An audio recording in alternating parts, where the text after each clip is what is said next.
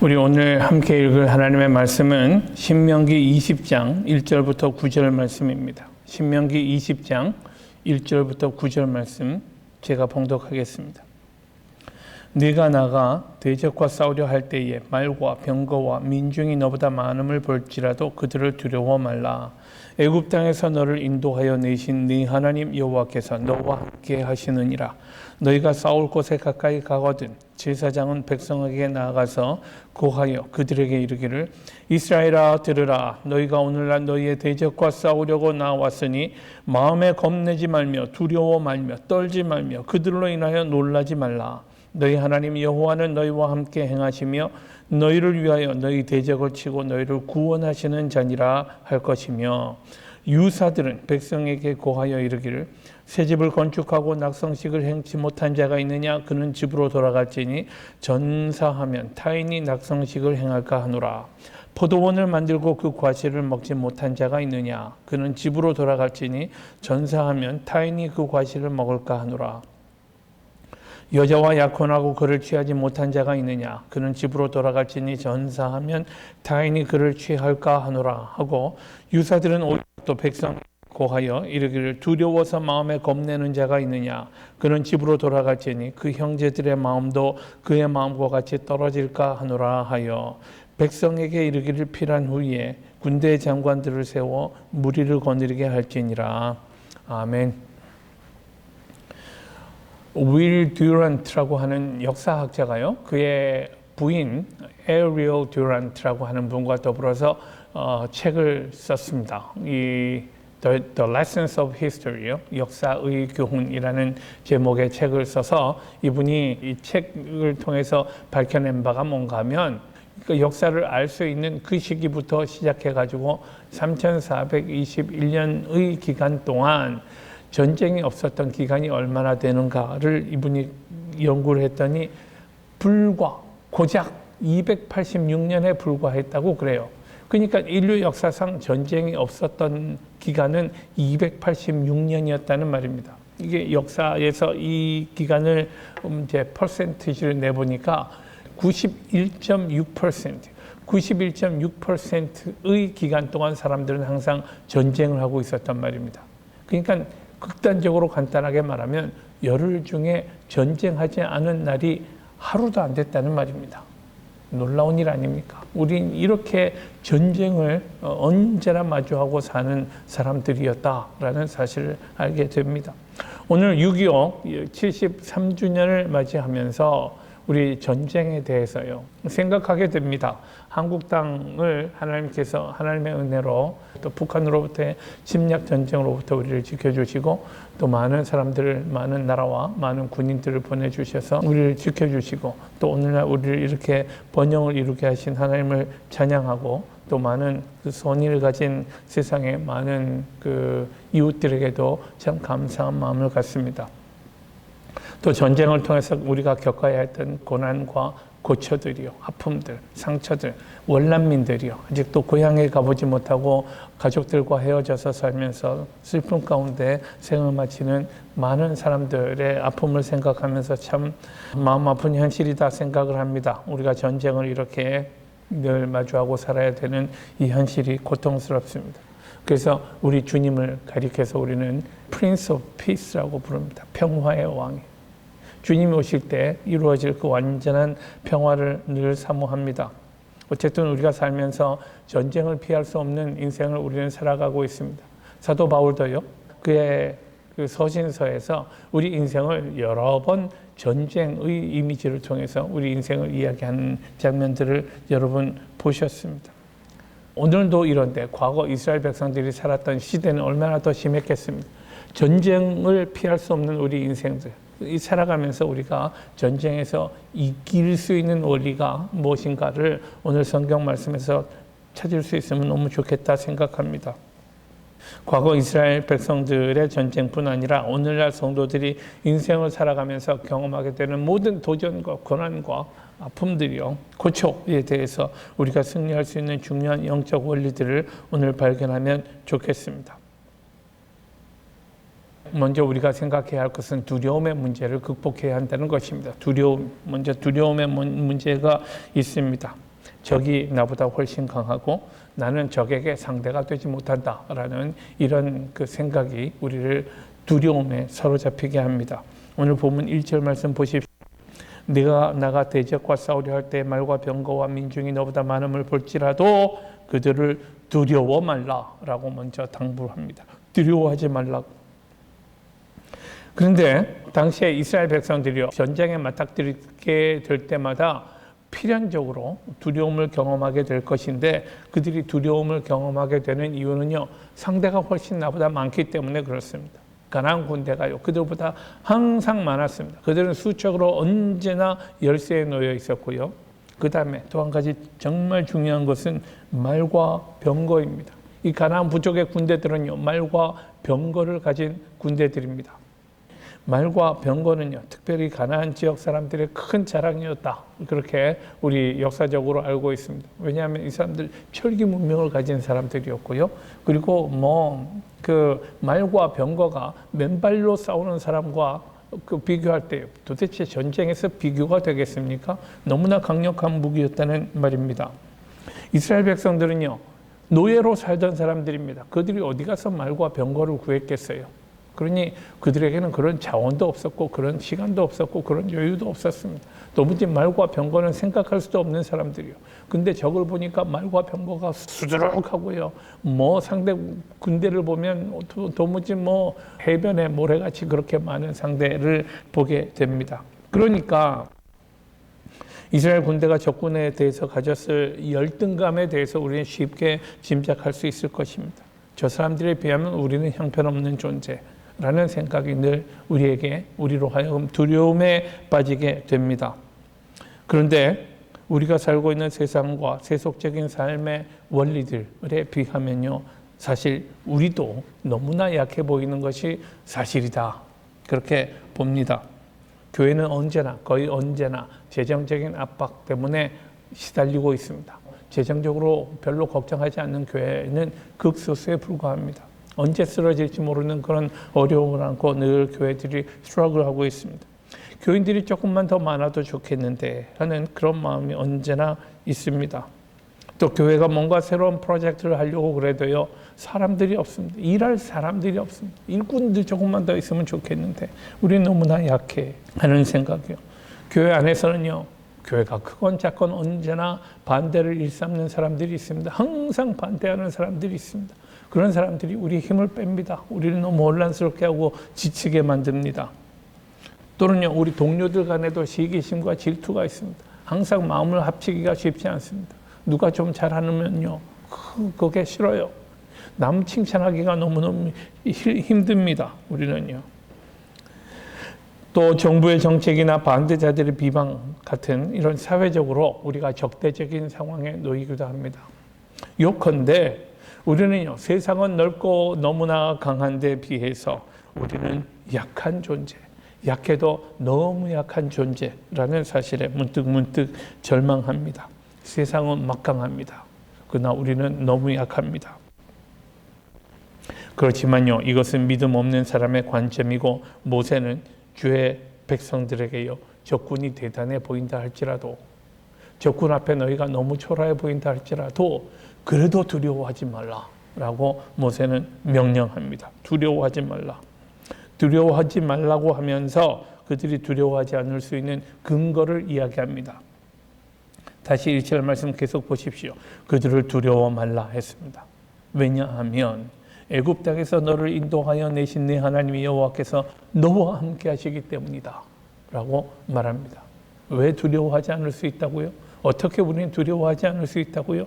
하나님이 너와 함께 하시니까, 하나님이 우리와 함께 하시니까요. 출애굽을 생각해 보십시오. 이것은 하나님이 시작하신 일입니다. 하나님이 모세를 부르시고요. 물론 그 당시 이스라엘 백성들이 괴로워서 하나님께 부르짖긴 했습니다만은, 그러나 하나님께서 실제로 모세를 보내셔가지고 그 모세로 하여금 바로를 만나게 하시고 바로와 담판을 짓게 하시고, 하나님이 바로를 여러 차례 괴롭히고 굴복시키셔가지고 마침내 이스라엘 백성들을 출애굽하게 하실 것에 대해서 누가 생각이나 했겠습니까? 이것은 하나님의 아이디어였고요. 하나님이 이루신 일입니다. 자, 그렇다면 하나님이 시작하신 일이라면 하나님의 뜻이 있다라는 사실을 알아야 하지 않겠습니까? 하나님의 의도가 있으셔서 뭔가 생각이 있으셔서 그 일을 시작하신 것 아니겠습니까? 이스라엘 백성들은요, 출애굽 역사 속에서 하나님이 그들을 위해서 행하신 모든 위대한 일들을 눈으로 목도한 사람들이었습니다. 생생하게 보았지 않습니까? 그래서요, 피터 크레이지라고 하는 구약학자가 있습니다. 이분이 하신 말씀을 한번 들어보십시오. 이스라엘 백성들, 그들이 믿는 하나님의 능력은 단순히 믿습니다의 문제가 아니라 경험의 문제였다라고요. 예, 자기들이 믿으려고 애써서 믿게 되는 것이 아니라 경험한 사실이기 때문에 알고 믿게 되는 것이었다는 말입니다. 하나님의 능력을 그들은 몸소 경험했던 사람들입니다.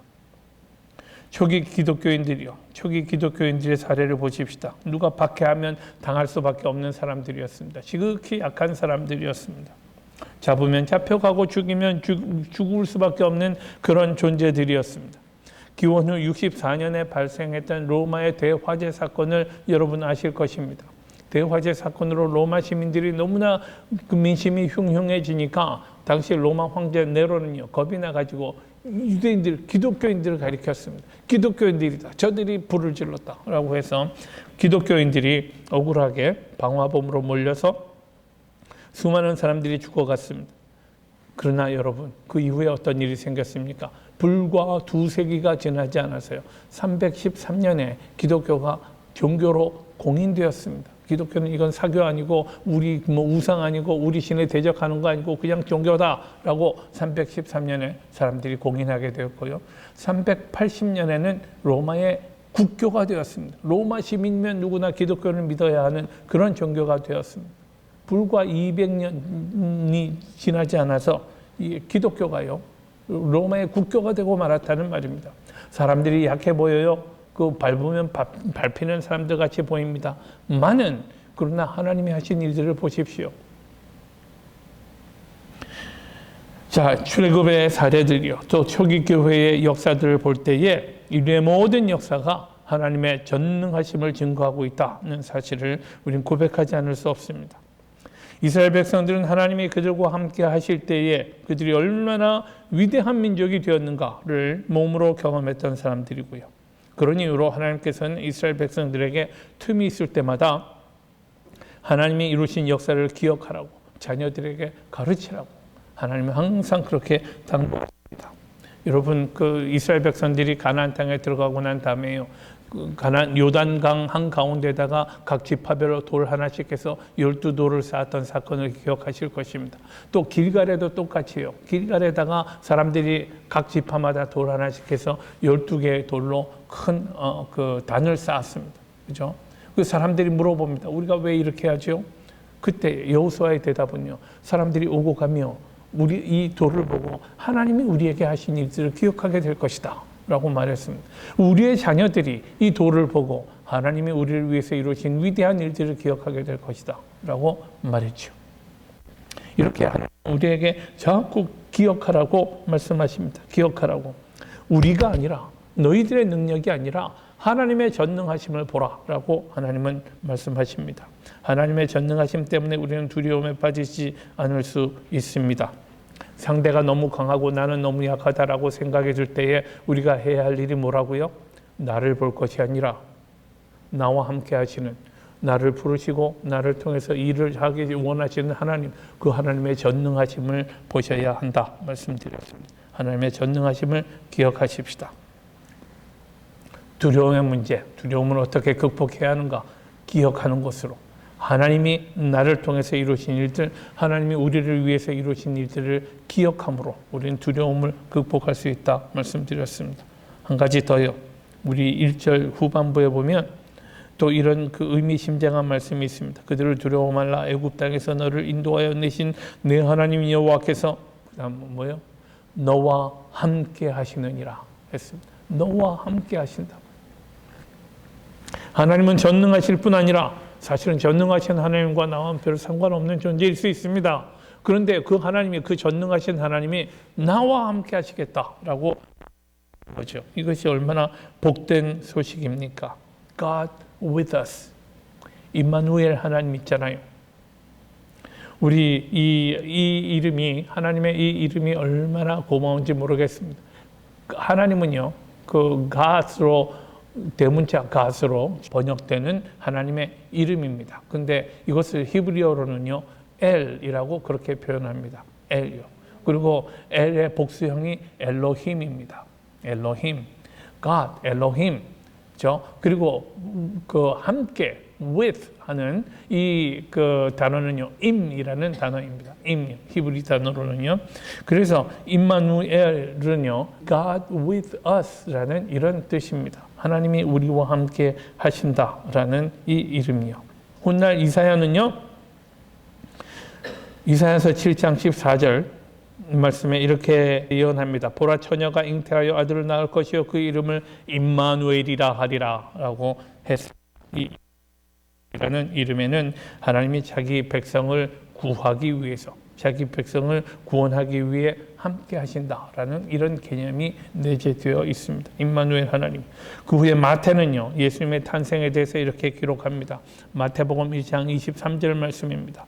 보라, 처녀가 잉태하여 아들을 낳을 것이요 그 이름은 임마누엘이라 하리라 하셨으니 이를 번역한즉 하나님이 우리와 함께 계시다 함이라. 하나님이 우리와 함께 계신다고요. 자, 우리가 두려움을 이길 수 있는 이유는 두 번째는 뭐라고요? 하나님이 우리와 함께 하시기 때문입니다. 하나님 우리를 내버려 두는 것 아니고요. 그래 너희들이 알아서 잘해봐라 하시는 것 아니고요. 내가 너희와 함께 있겠다라고요. 우린 너희를 구해내겠다. 내가 너에게 능력이 되어주겠다라고 말씀하지 않으십니까? 그래서 다윗의 고백을 보십시오. 다윗은 시편 20편에서요. 사람들이요, 혹은 병거 혹은 말을 의지하지만 우리는 여호와 우리 하나님의 이름을 자랑하리로다.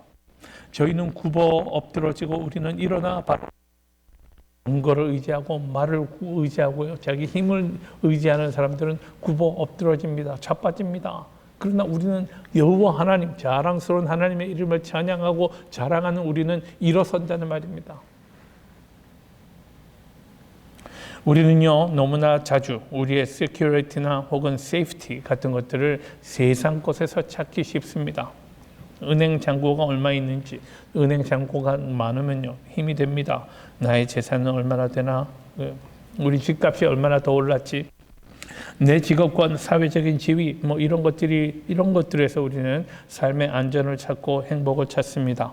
물론 이런 요소들이 어느 정도 우리에게 위안이 될 수는 있을지 모릅니다만은, 그러나 근본적인 능력이 될 수는 없습니다. 왜냐하면요, 가져갈 수 있는 것 아무것도 없기 때문에 그렇고요. 또 이런 것들은 순식간에 날아가 버리고 말기 때문에 그렇습니다. 허드슨 테일러요, 중국 내지 선교회를 시작했던 분이요. 이분은요, 우리는 하루하루 근근히 살아가는 존재라는 사실을 잊지 말아야 한다라고 그렇게 늘 강조를 했습니다. 하루하루 근근히 살아가는 것을 영어로는 뭐라고 그러죠? hand to mouth 이렇게 이야기하잖아요. hand to mouth. 난 날마다 그렇게 사는, 하루 벌어 하루 사는 그런 존재입니다. 근데 그는요, God's hand to our mouth 이렇게 얘기합니다. 하나님의 손에 의해서 날마다 살아가는 존재예요. 우리는 그런 존재라는 사실을 언제나 기억해야 합니다라고 강조했습니다. 하나님이 우리와 함께 하시면서 우리의 삶을 이끌어 가시는 그런 존재라는 말입니다. 우리는요. 그러므로 그 하나님의 백성들이 세상에서 보잘것없고 연약한 존재로 인식되는 것이 어쩌면 당연합니다. 왜냐하면 사람들은 하나님을 보지 못하기 때문에 그렇습니다. 우리에게 있어서 가장 중요한 역할을 하시는 하나님, 그 하나님 팩터를 사람들은 알지 못합니다. 그렇기 때문에 우리를 보잘것없는 존재로 생각할지 모르지요. 그러나 우리는 세상이 알지 못하는 그 하나님 우리와 늘 함께 하시고 낮에는 구름 기둥으로 밤에는 불 기둥으로 또 자신의 전능하심으로 우리와 함께 하고 계신다는 사실을 고백하는 사람들입니다. 자, 우리가 두려움, 세상을 향할 때, 우리가 원수와 대적할 때에 우리가 두려워하지 말아야 하는 이유가 뭐라고요? 임마누엘 하나님이 함께 하시기 때문이에요. 거기에 교회의 역할이 있습니다. 교회가 교회의 역할을 담당하기 때문에 우리가 이 땅에서 감당하는 모든 전쟁에서 승리할 수 있습니다. 2절부터 4절이요. 특별히 3절, 4절 봅니다. 제사장은요, 전쟁터에서 그들에게 이르기를 이스라엘아 들으라. 너희가 오늘날 너희의 대적과 싸우려 나왔으니 마음 말며 두려워 말며 떨지 말며 그들로 인하여 놀라지 말라. 너희 하나님 여호와는 너희와 함께 행하시며 너희를 위하여 너희 대적을 치고 너희를 구원하시는 자니라 할 것이며, 이렇게 제사장들이 해야 할 일이요, 교회가 라는 말입니다. 성도들에게요, 유한하도 우리가 그냥 혼자서 감당하는 것이 아니라 하나님이 우리를 위해서 함께 하시고 우리를 위해서 보호해 주시고 우리를 위해서 싸워 주시고 우리를 위해서 이기게 하실 것이다 라는 사실을 교회가 상기하고 그들에게 깨닫게 해야 한다는 말입니다. 우리 교회 공동체가 바로 그런 존재가 되어야 합니다. 우리 한 사람 한 사람이 세상을 향해서 힘겹게 살아갈 때에 우리가 그런 힘이 되어줘야 한다라는 말입니다. 제사장들은요, 교회는요, 하나님의 방법으로 사람들에게 용기를 주어야 합니다. 사람들이 두려워할 때 믿음을 격려하는 그런 존재가 되어야 합니다. 물론 적은 강력해요. 그렇지만 하나님이 함께 하시잖아요. 하나님의 능력을 누가 당합니까? 반대나 고난에 직면한 사람들은요, 종종 문제에 압도되어서 이 끝에, 이 나중에 보이는 그런 빛을, 터널 끝에 보이는 빛을 바라보지 못합니다. 이게 항상 내 앞만 바라보고 있기 때문에요. 그러나 교회의 역할은요, 하나님의 원대한 비전이요, 우리가 이 고난과 어려움을 지나가고 있다 할지라도 이 고난을 통해서 하나님이 계획하고 계시는, 하나님이 의도하시는 그런 원대한 하나님의 계획을 바라볼 수 있도록끔 인도하는 것, 격려하는 것이요, 힘을 북돋우는 것, 이것이 교회의 역할입니다. 이런 교회가 우리 함께 할 때에, 이런 교회 공동체가 함께 할 때에 우리는 백전백승할 수 있는 사람들 되지 않겠는가 봅니다. 이제 5절부터 8절까지는요, 그럼에도 불구하고 좀 이상한 부분입니다. 왜냐하면 우리가 어떻게 강하게 싸워야 할 것인가에 대해서 이야기하면서요, 5절부터 8절까지는요, 이제 유사들, 그 유사들은 당시에 그 관리들이요, 높은 사람들 혹은 그 관리자들 있잖아요. 군대라면 장교라고 해 두십시다. 이런 사람들이 의도적으로 사람들을 추리는 모습을 보여줍니다. 5절에는요, 가정에서의 책임을 가진 사람들은 돌아가도 좋다 말합니다. 새 집을 건축하고 낙성식을 행하지 못한 자. 6절은요, 포도원을 만들고 과실을 먹지 못한 자. 7절은요, 여자와 약혼하고 그거 아직 생활해보지 못한 자, 이런 사람들은 전부 집으로 가도 좋다라고 말합니다. 또 그 다음에 8절을 보면요, 소심한 사람들이 있습니다. 겁 많고 두려워하는 사람들이요. 마음에 겁내는 자, 그들은 집으로 돌아갔지니 라고 말합니다. 자, 이렇게요, 마음에 겁내는 자들 돌아가도 좋다, 너희들 전쟁하지 않아도 좋다라고 말하는 이유가 뭡니까? 이 사람들이 나쁜 영향을 끼치기 때문에 그렇습니다. 계속 부정적이고 소극적인 사람들 있잖아요. 부정적인 말만 해대는 사람들, 비관적인 말만 해대는 사람들 옆에 있으면요, 제가 그 몇 년 전에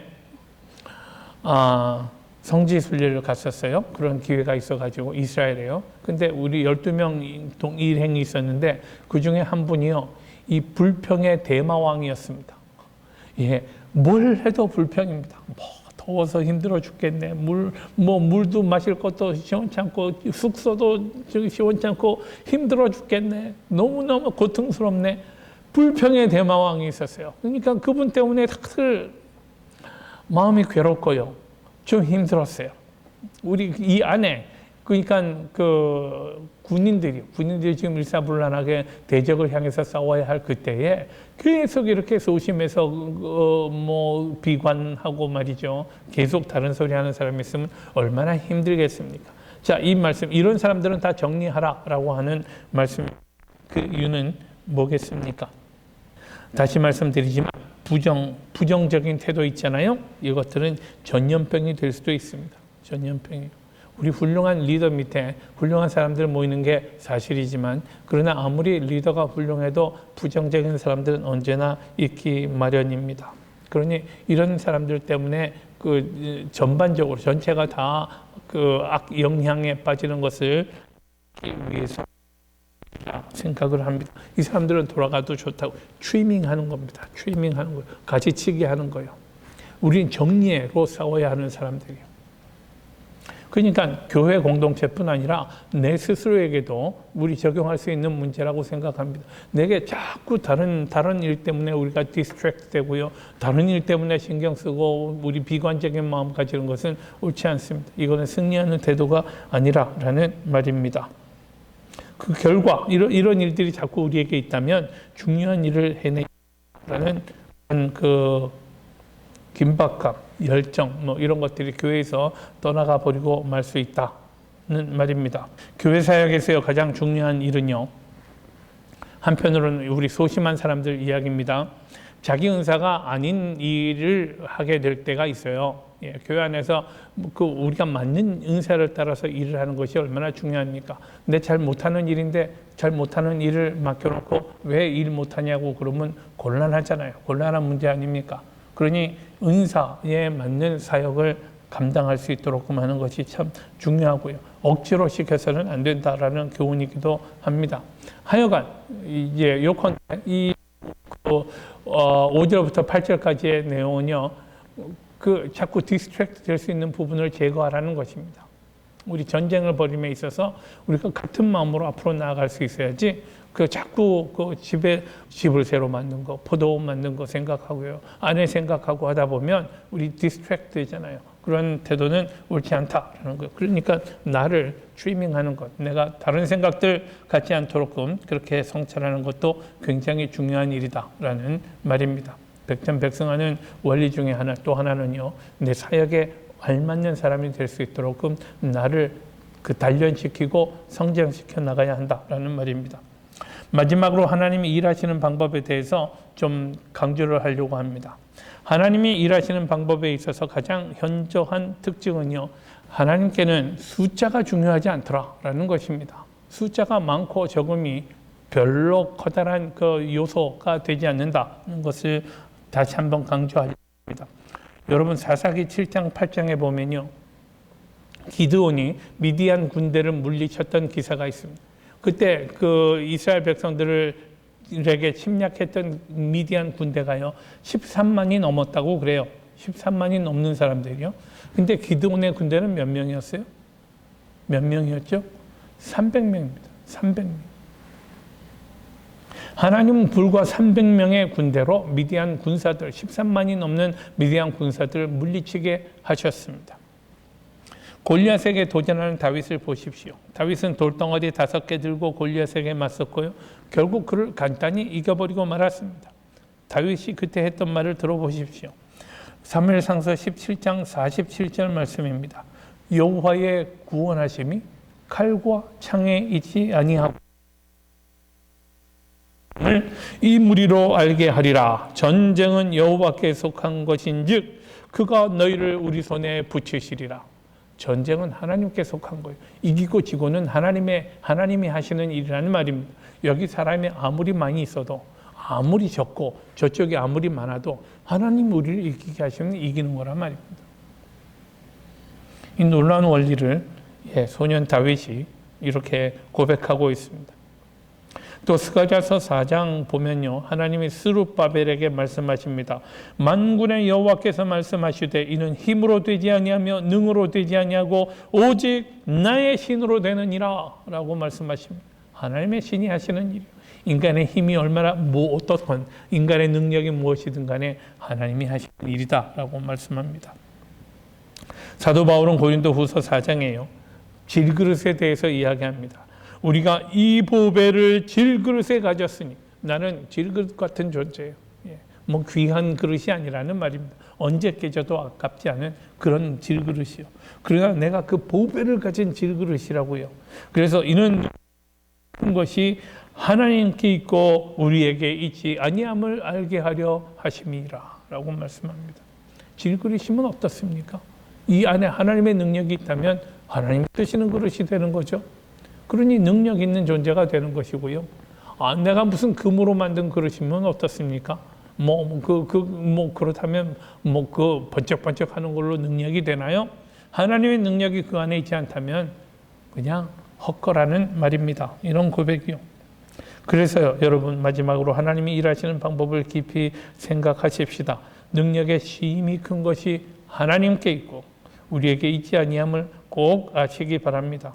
허드슨 테일러 얘기를 잠깐 했었습니다만은 그는요, 하나님의 모든 거인들은 하나님이 함께 하실 것을 믿었기 때문에 하나님을 위해 위대한 일을 한 나약한 사람들이었다고요. 뭐 문장이 좀 길어서 곤란합니다만은 그 간단하게 말씀드리면요, 우리 신앙의 위대한 거인들 이렇게 살펴보면 전부 나약한 사람들이었다는 말입니다. 뭐 보잘것없는 사람들이요, 약한 사람들이요. 그러나 그들이 강한 사람이 될 수 있었던 이유는 뭐냐면 하나님이 그들과 함께 일하시는 것을 믿고 하나님의 영광을 위해서 자신을 던졌기 때문에 하나님이 그들을 사용하셨고 그래서 그들을 위대한 일을 이룰 수 있었다라는 말입니다. 저는 이것이 백전백승의 위대한 원리라고 믿습니다. 우리가 세상을 이기는 방법이 뭐라고요? 우리가 전쟁에서 이길 수 있는 방법이 뭐라고요? 하나님이 우리와 함께 하시는 거라고요.